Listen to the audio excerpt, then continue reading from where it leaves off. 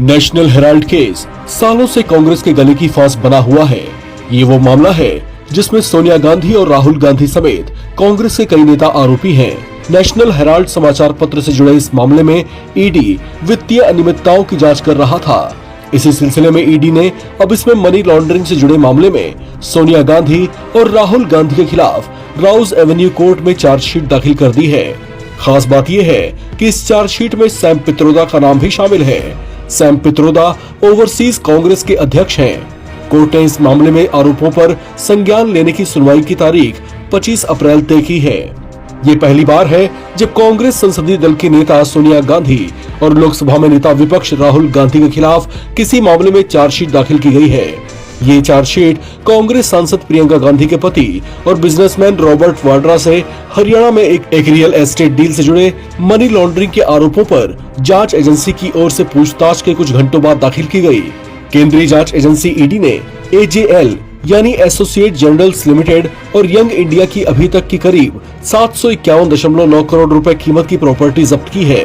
आरोप है कि करोड़ों की कीमत की ये प्रॉपर्टी अपराध से अर्जित आय से खरीदी गई थी। ईडी ने पीएमएलए के तहत जब्ती की ये कार्रवाई दिल्ली, मुंबई और लखनऊ में की है। कांग्रेस ने इस कार्रवाई को बदले की राजनीति करार दिया और कांग्रेस महासचिव जयराम रमेश ने कहा कि नेशनल हेराल्ड की संपत्ति जब्त करना कानून के शासन का मुखौटा पहने हुए राज्य प्रायोजित अपराध है। जयराम रमेश ने कहा कि सोनिया गांधी और राहुल गांधी समेत कुछ अन्य लोगों के खिलाफ चार्जशीट दाखिल करना पीएम मोदी और गृह मंत्री की ओर से बदले की राजनीति और धमकी के अलावा और कुछ नहीं है। कांग्रेस और उसका नेतृत्व चुप नहीं बैठेगा।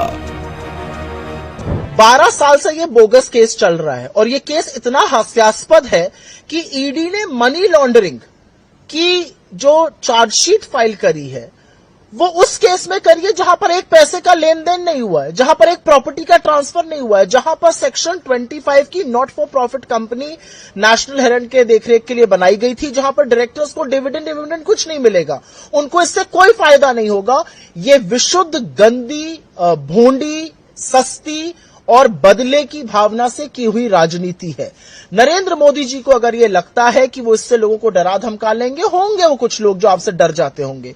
ये राहुल गांधी और सोनिया गांधी जी है, ये कांग्रेस पार्टी है, ये आपसे ना डरती है ना आपसे धमकती है, पूरी मुस्तैदी से आपसे लोगों के हक के लिए लड़ाई लड़ती रहेगी। लोगों की इसको हमें परवाह है, हमें कोई फर्क नहीं पड़ता आप हमारे साथ कितनी ओछी, गंदी, बदले की भावना से राजनीति करिए। हम आपको आपकी जिम्मेदारियों के लिए, आपकी विफलताओं के लिए जिम्मेदार ठहराएंगे, आपसे सवाल पूछेंगे, आपसे इस देश के पिछड़ों का, दलितों का, आदिवासियों के हक की मांग करते रहेंगे।